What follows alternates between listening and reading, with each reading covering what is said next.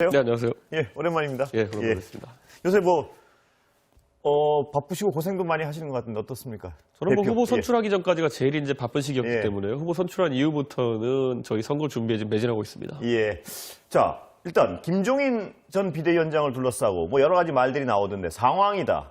별 얘기가 다 나오던데 어떻게 보세요? 김종인 위원장은 이제 많은 정치에 관심 있는 국민들이 인지하실 겁니다. 예. 이분이 선거에 오면 어떻게 분위기를 잡아가는지부터 해서 다 알고 계실 텐데 예. 저는 지금도 그냥 그 전에 있는 잠깐의 이제 뭐라고 해야 될까요? 그런 갈등 상황 예. 이 정도로 봅니다. 필연적인 수순이라고 보십니까? 아니면 모시지 못할 수도 있는 겁니까? 저는 김종인 위원장 같은 경우에는 지금까지 항상 어느 조직에든지 들어올 때마다 이런 김종인 위원장을 거부하는 그런 양태 속에서 말은 많았는데요. 예. 들어오면 일정 이상 성과를 내기 때문에 항상 이분이 정치권을 해제되는 것입니다. 만약 갈등만 있었으면 이분을 왜 쓰려고 하겠습니까? 예. 그런데 전권을 달라. 후보 진영과 약간 갈등이 있는 것처럼 비춰지고 있는데 그 부분은 어떻습니까? 전권의 의미가 사실 무엇이냐에 따라 다를 텐데요. 상임 총괄 선대위원장이면 전권을 가진 거 맞습니다. 그렇기 때문에 선거 지휘에 있어가지고는 물론 후보가 가장 총책임자겠지만은 상임 총괄 선대위원장이 모든 권한을 사실상 행사하는 것이기 때문에 전권이라 볼 수도 있는 것이고, 하지만 굳이 전권이라는 표현을 안 쓸 수도 있는 것이고, 그러니까 그거는 중의적인 해석이 가능한 표현입니다. 실질적 정권이라면 윤 후보 측 일각에서는 상황이 되고 꼬봉이 된다 이런 어떤 단어까지 나오던데 그 부분에 대해서 어떻게 대응하십니까? 저는 이렇게 생각합니다. 김종인 위원장이 과거에 비상대책위원장을 하고 그리고 선대위원장을 하고 이랬을 때 본인의 스타일이 있기 때문에 아마 김종인 위원장이 들어오게 되면은 본인들의 자리가 좁아진다고 생각하시는 분들이 그 표현을 쓰는 것이지 다른 그런 총괄 상임 성대모장이 있으면 말 안 들을 겁니까? 어차피 다 원래 그 아래로 정리되게 되어 있는 겁니다. 지금 걱정은 지금 잠깐 말씀하셨지만 자기 자리를 잃을까 봐 걱정하는 분들의 저항이 분명히 있을 텐데요. 이 대표님 말씀이었나요? 파리 때는 다른 분 말씀이었나요? 파리 때는 김종인 장관 거고요. 제가 예전에 4달 전에 하이에나 파리 때. 하이에나 파리 때 저항은 어떻게 하실 겁니까? 그 표현은 빌려서 한 거고요. 글쎄요. 저는 그분들 중에서 지금 누가 하이에나 파리 때인지도 모르겠습니다. 근데 이제 손 들고 나오면 그 사람이겠죠. 근데 제가 봤을 때는 김종인 위원장이 사실상 선거 승리를 위해 필요한 분이라면은 후보가 냉정하게 판단해야죠. 그 후보 본인의 당선, 대의 명분에 따라 가지고 보수 진영의 대권 후보로서 본인이 당선되는 가능성을 높이는 방향으로 선택할 것이냐, 아니면은 예를 들어 하이에나 파리들이라고 통신되는 하이에나 파리떼들이라 통신되는 제가 한 표현은 아닙니다. 저도 제가 한 표현은 아닙니다. 저는 하이에나는 그런 맥락으로 쓴 게 아니었는데 지금 나오는데 어쨌든 그런 어떤 본인들의 이해 영달을 추구하는 무리들의 이해 영달을 위해 가지고 선택할 것이냐는 후보가 오롯이 판단해야 되는 것이지만은 그건 당연히 공적인 판단을 할 거라고 봅니다. 그렇다면 김종인 위원장을 모시기 위해서는요. 그분이 어떤 사람도 정리하라 이렇게 나올 수도 있는 거 아닌가요? 어떻습니까? 그렇게 김종인 위원장이 그건 아닌가요? 세간이 알려진 것처럼 요구사항이 많은 분은 아닙니다. 하지만 김종인 위원장과 같이 일을 하기 어려운 인사들이 있는 건 사실입니다. 왜냐하면 다른 것보다 그분들이 예전에 말의 업을 쌓아놓은 것도 있고 그리고 김종인 위원장이 잘 생각해 보시면요. 올 초에 비상대책위원장 할 때 매일매일 그냥 당 게시판이 어디 몰려가가지고 김종인 쫓아내라 이렇게 하던 사람들이 있어요. 그리고 공개 발언으로도 김종인 나가라고 하신 분도 있고. 근데 결국에는 서울시장 선거에서 압승을 거두면서 김종인 위원장의 진가가 이제 확인이 된 것이거든요. 그런 것처럼 원래 그렇게 업을 쌓으신 분들은 지금 불안할 수밖에 없겠죠. 그렇다면 명시적으로 욕을 안 하면 스스로 알아서 정리하라 이 뜻인가요? 그럼 어떻게 돼야 되나요? 같이 공생을 할 수 없다면? 제가 봤을 때는 후보의 역할이 굉장히 중요한데요. 후보도 이런 정치적 상황을 다 알고 있습니다. 그렇기 때문에 김종인 위원장이 본인의 역량을 100% 발휘할 수 있는 환경을 설정하면 되는 것이지 그 안에 세세하게 누구를 들이고 마느냐 이런 것들을 후보나 당대표나 아니면 김종인 위원장 같은 분들이 세세하게 따지고 그럴 상황은 아닙니다. 그렇다면 그래도 어떤 일이 되려고 그러면요. 후보 본인이 이 사람은 김종인 위원장과 공생 가능하지 않다고 정리를 해야 되는 거 아니겠습니까? 지금 말씀하신 그거를 김종인 위원장이 말하기 전에 또 김종인 위원장이 물어보기 전에 아마 후보 주변에서도 그걸 알고 있으면 알아서 이야기를 해야겠죠. 저도 제가 언론에 보면은 원래 이런 시즌에는요. 불안한 사람들이 언론에다 별 얘기를 다 해요. 나를 친대더라, 나를 배제하라고 이준석이 했다더라, 이런 거 없으면 않거든요. 저는 제 양심을 걸고 말씀드리지만 전 지금까지 단 한 명도 후보에게 누굴 배제해야 된다고 말한 적이 없습니다. 호사가들이 다 그냥 말 만들고 있는 거예요. 그런데 후보 본인이 어떤 정리 작업이 있고 그 정리 작업에 마음에 안 들면 김종인 위원장이 또 들어올 수는 없는 거 아니겠습니까? 그러니까 그 어떤 누구누구에 대한 어떤 합의가 대강은 돼야 되지 않을까요, 그래도? 합의가 아니라요. 예. 후보가 이런 상황을 다 알고 있을 겁니다. 예. 그 상황에서 만약에 김종인 위원장이 일하기 어려운 환경을 만들어서 김종인 위원장에게 강제로 들이민다면은 예. 그럼 김종인 위원장 안 오고 끝나는 거죠, 그냥. 예. 그걸 뭐 협상하고 할 게 뭐 있겠습니까? 예. 윤석열 후보 측의 어떤 일부에서는 그 이 대표님 본인에 대한 어떤 비토 정서도 있는 것 같습니다. 또 게시판에도 보면 물러나게 하라 뭐 이런 얘기까지 있고 그 부분은 어떻게 보십니까? 그 게시판은 지금 제가 대표 취임한 뒤부터 항상 거기 몰려 계십니다, 다들. 그렇습니까? 예. 예. 그럼 늘 올리는 사람이 올리는 겁니까? 그건? 아니 굉장히 많아요, 그렇게 예. 하시는 분들. 그런데 예. 그분들 뭐 유튜브 보고 오신 분들도 있고. 예. 그냥 반박할 필요도 없는 게 예. 제가 하지 않은 일을 유튜브 보고 와가지고 저한테 해명을 하고 이런 거 되게 많아요. 예. 예, 저랑 전혀 관계없는 일들 같은 것들. 뭐 유튜브 보고 오신 분들 유튜브로 다시 가시면 되지 뭐라고 하겠습니다. 예. 예. 다른 얘기 좀 넘어가 보겠습니다. 2030이요. 2030 뭐 탈당 가지고는 김재원 최고위원님하고 많은 어떤 갈등 양상 비슷하게 나오는데 일단 김재원 최고위원님은 왜 팩트가 아닌 얘기를 꺼내 들었다고 생각하세요?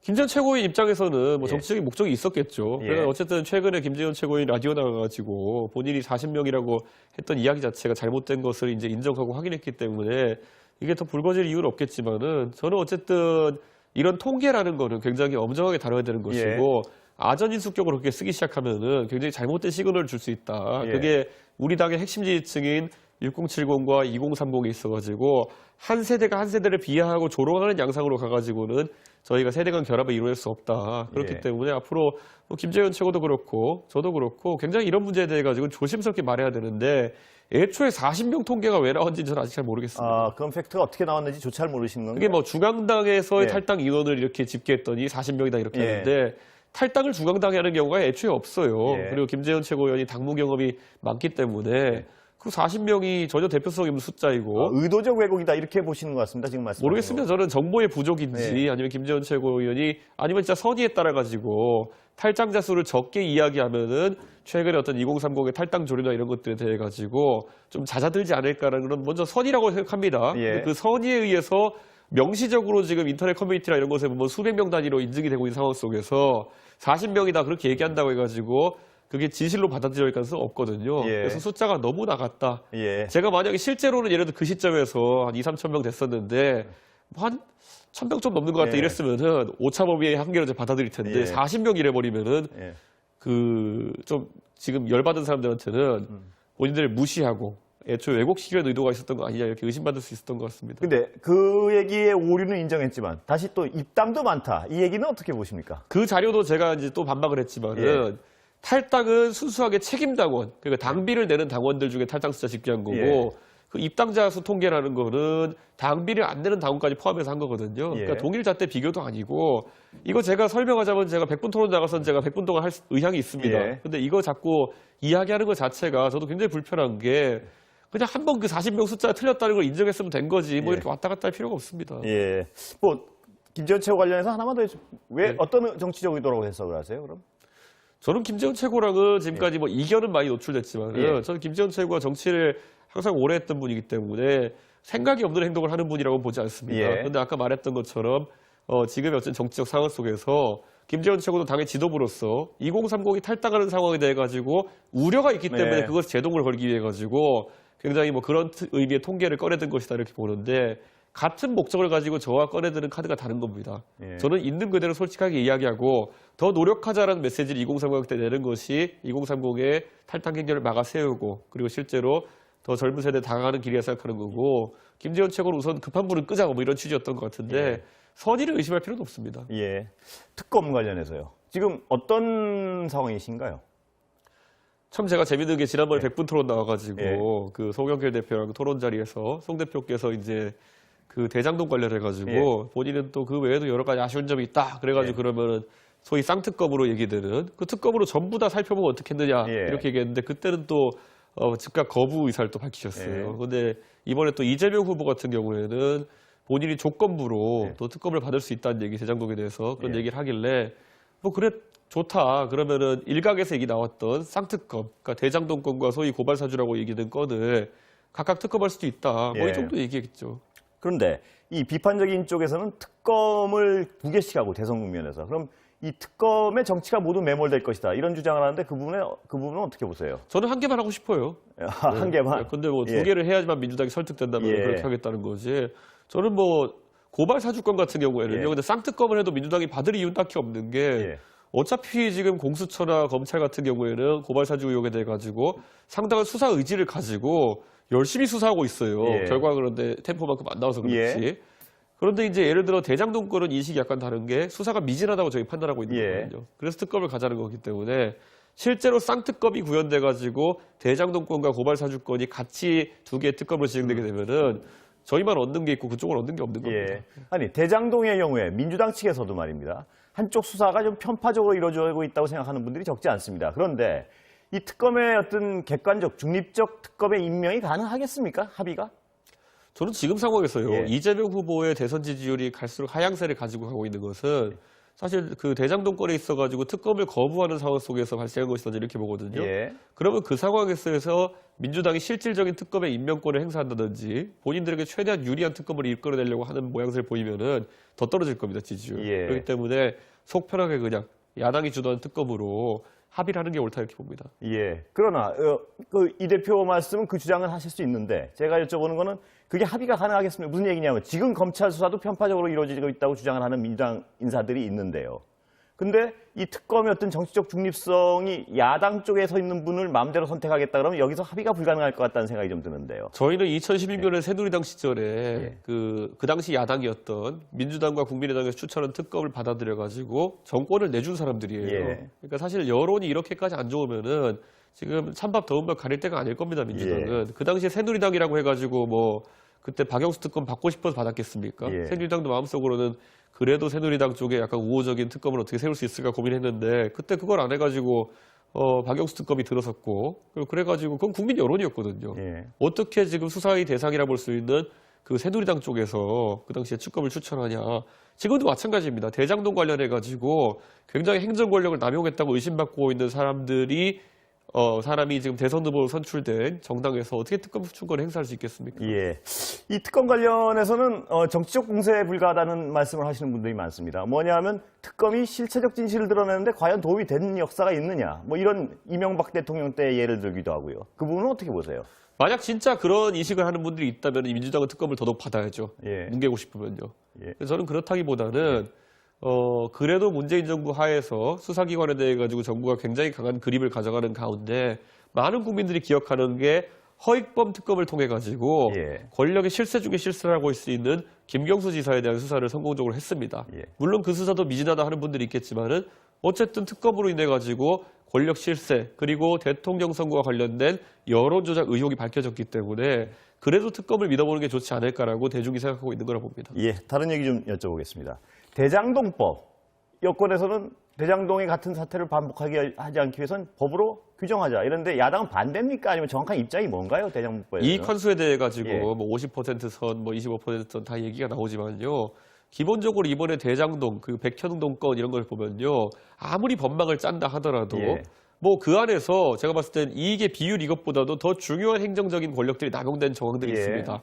토지 수용에 대한 부분이라든지 아니면은 뭐 백현동 같은 경우에는 그냥 아파트 건축을 하기 어려운 부지에다가 예. 4단계 종상향을 시켜줘가지고 부지의 가치를 띄워버린 거 아닙니까? 예. 이런 것들은 너무 포괄적이기 때문에 저는 지금 부도덕한 어떤 사람 하나를 쫓는 과정 속에서 두서없이 입법을 할 것이 아니라 예. 수사와 특검이 맞춰지고 나면은 그 다음에 봤을 때 이를 위해서 총체적으로 어떤 법적 개선사항이 있어야 된다를 패키지로 내는 게 중요하지.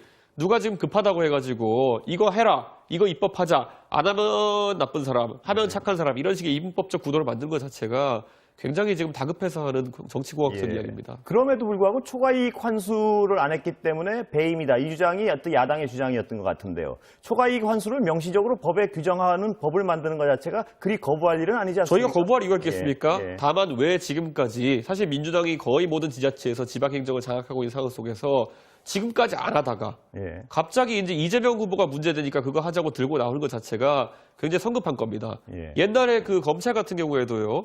국정농단 적폐 수사할 때는요. 인권 수사 이런 얘기 하나도 없었어요. 수사 기밀 유출된다고 아무 말도 안 했어요. 조국 장관이 수사받으니까 조국 장관 일가가 수사받으니까 그때 가가지고 인권 수사해라. 무슨 뭐 수사자료 유출되지 않게 해라. 브리핑은 뭐 따로 해라. 뭐 그때부터 갑자기 호들갑을 떤 거거든요. 예. 그러니까 그런 식으로 자신들이 이제 의혹의 대상이 되니까 뭐 자꾸 제도 개선하자고 하는 거는 예. 진짜 바늘허리에 실매어 쓰는 예. 그런 궁여지책으로 나오는 거다 이렇게 봅니다. 야당 입장에서 그 말씀을 충분히 하실 수 있어도요. 그럼에도 불구하고 법은 만들자. 이건 뭐 이 부분에 대해서는 주장이 서로 다르니까 이 부분은 법은 만들자 방지하는 이 주장인데 어떻게 보세요? 저희가 반대할 이유가 있겠습니까? 아, 예. 하지만 입법이라고 하는 것은 제 생각에 그런 식으로 입법을 3가지, 4가지 지금 단기간에 한다고 해가지고 그 법이 안정성이 있을 거라는 것도 확실하지 않고 예. 왜냐하면 지금 성남 같은 경우에는요. 특수한 상황에서 거기는 경부고속도로 연변이고 이렇기 때문에 웬만하면 땅에 선거까지 팔면 다 되는 곳이고요. 예. 그런 법들이 그러면 다른 지역 민간이 이제 택지 개발을 주도해야 되는 영역에 있어가지고 공공과 같이 개발하고 할 때 다른 지역에서는 사업성을 저해해가지고 애초에 개발이 불가능한 상황을 만들 수도 있습니다. 예. 그런 걸 다 따져가지고 입법을 해야 되는 것인데 성남이라는 특정 지자체에서 굉장히 부도덕한 어떤 행정행위가 있었다 해가지고 성남 기준으로 모든 걸 만들기 시작하면은 그것도 문제될 수 있습니다. 지금 당장 협의에 나설 수 있는 거 아닌가요? 그런 입장이시라면? 저는 협의 나설 수 있는데요. 예. 지금 대선 전국에서 똑바로 협의가 되겠습니까? 예. 이재명 후보는 지금 실질적인 입법 효과가 있는 것보다도 내가 이런 거 하려고 한다. 예. 그런데 야당이 안 받으면 이래 나쁜 사람. 이런 거 하려고 지금 정치적 의도로 하는 거 아니겠습니까? 예.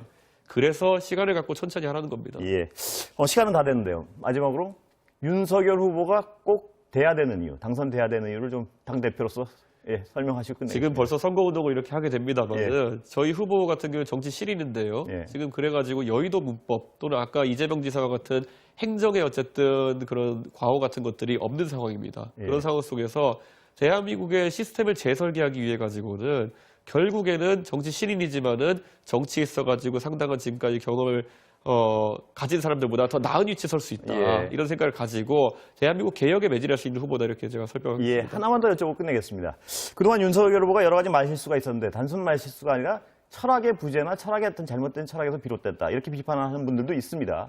향후 어떤 거기에 대한 불안감이나 이런 건 없으십니까? 당대표로서? 저는 예. 최근에 가장 논란이 되었던 예를 예. 들어 그 전두환 발언 같은 경우에 저는 그 내용을 보면요. 오히려 지금까지 있었던 많은 말실수들 보수 지정에서 호남을 모욕하고 5.18을 폄훼하는 사람들이 보통 했던 실수는 5.18 그 자체에 대해 가지고 굉장히 부정적인 어떤 언급을 한 사람들 예. 그런 사람들이 문제가 됐었거든요. 근데 우리 후보는 이번에 사과는 하긴 했지만은 그 발언 자체도 5.18과 12.12는 전두환 대통령이 잘못한 것이다. 그러나 행정에 있어가지고 정치는 잘했다. 특히 인사에게 위임하는 것에 대해서는 이런 예. 거거든요. 근데 저는 이 안에서 보면 문제가 될 부분이 정치를 잘했다라는 거거든요. 예. 전두환 대통령은 정치를 통해서 집권한 분이 아니에요. 체육관 선거 한 다음에 통치를 하신 분이거든요. 그 때문에 그분의 정치 이력 자체를 미화한 것이 좀 문제가 됐는데 이건 지금까지 호남에 있어서 무리를 일으켰던 인사들과는 괴가 다릅니다. 5.18이나 12.12 같은 문제에 대해 가지고는 후보의 철학과 그리고 역사관이라든지 이런 것들이 아주 올바릅니다. 예. 그렇기 때문에 이거는 표현상에 있어가지고 굉장한 미숙함이다. 예. 이걸 교정해 나가겠지만 오히려 진행자께서 말씀하셨던 것처럼 철학이나 역사 인식이 빈곤하거나 잘못되었다는 것은 전혀 상황과 좀 다른 얘기였습니다. 예.